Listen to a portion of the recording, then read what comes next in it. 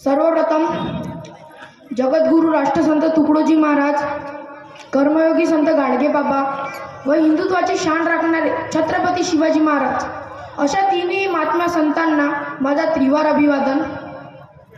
मी आता 8वीचा विद्यार्थी, शाळा जिल्हा परिषद हायस्कूल विसापूर। मी आज आपले मनोगत व्यक्त करण्यासाठी इथे उपस्थित झालेलो आहोत। सर्वप्रथम मी तुम्हाला सांगू इच्छितो की मी हिंदू धर्मात जन्मलेलो आहोत। ही माझ्यासाठी खूप अभिमानाची गोष्ट आहे। त्यासोबतच 500 वर्षापासूनची जी जुनी लढाई आजच्या काळात आपल्या पिढीला पाहायला मिळते ते म्हणजे अयोध्येतील प्रभू श्रीराम हे मंदिर। हे सुद्धा आपल्या सर्व हिंदू बांधवांसाठी खूप आनंदाची, महत्त्वाची आणि गौरवाची बाब आहे। जमलेल्या माझ्या सर्व हिंदू बांधवांनो, मला तुम्हाला आवर्जून सांगायचे आहे की सर्वप्रथम आपण हिंदू आहोत। हिंदू म्हणजे काय?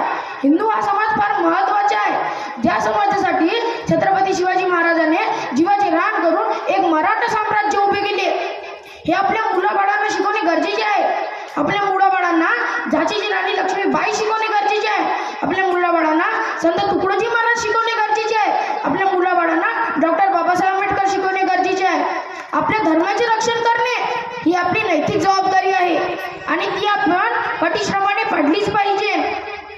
आपल्या भारतातील 90% लोक हिंदू आहेत। याचाच अर्थ की आपला भारत देश एक हिंदू राष्ट्र आहे।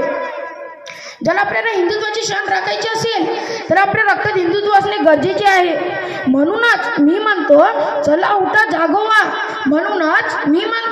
चला उठा जागोवा आणि एक मताने, एका दिलाने एकत्र येऊन हिंदू समाजाचे रक्षण करूया व आपल्या हिंदू राष्ट्राला अधिक सुजलाम सुफलाम बनवूया।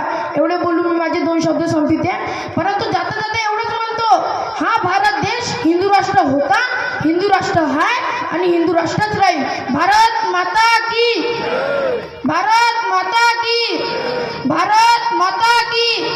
धन्यवाद।